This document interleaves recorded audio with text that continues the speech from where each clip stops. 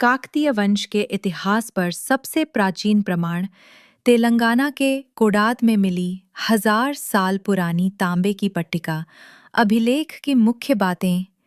यह लेख मृत काकतीय पूर्वज के परिवार को एक गांव देने का उल्लेख करता है, जिसने उत्तराधिकार के युद्ध में चालुक्य राजा का समर्थन किया था। इस लेख की शुरुआत सामंत वेट्टी परिवार काकतीय वंश के पूर्वज की स्तुति से होती है। इसमें विष्णुवर्धन से लेकर विक्रमादित्य द्वितीय तक की वंशावली और उनके शासनकाल का वर्णन है। पदानुक्रम में सामंत वेट्टी, गुंडा प्रथम, एर्रा और गुंडा द्वितीय का उल्लेख किया गया है। चालुक्य राजमुद्रा और संरक्षण।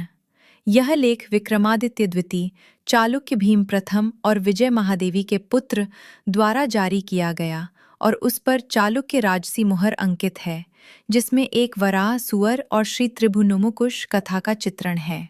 यह तांबे की प्लेट काकतीय राजवंश की जड़ों, उनकी वंशावली और चालुक्य राजाओं के साथ उनके संबंधों को और अधिक प्रकट करती है, जिससे दक्षिण भारतीय इतिहास के एक महत्वपूर्ण अध्याय को समझने में सहायता मिलती है। तेलंगाना के सूर्यपेट जिले के कोडाद कस्बे में हाल ही में खोजी गई 1000 वर्ष पुरानी ताम्रपत्र ने काकतीय राजवंश की वंशावली और प्रारंभिक शासनकाल पर अभूतपूर्व प्रकाश डाला है। यह लेख अब तक का सबसे प्राचीन और महत्वपूर्ण ऐतिहासिक साक्ष्य माना जा रहा है। इस राजवंश ने दक्षिण भारत के बड़े हिस्से में 1000 से 1323 ईस्वी तक शासन किया था। नई खोज ने सिद्ध किया कि काकतीयों की उत्पत्ति वेंगी पूर्वी चालुक्य राजाओं के अधीन सामंतों के रूप में हुई थी। लेख की विशेषताएं, भाषा और लिपि।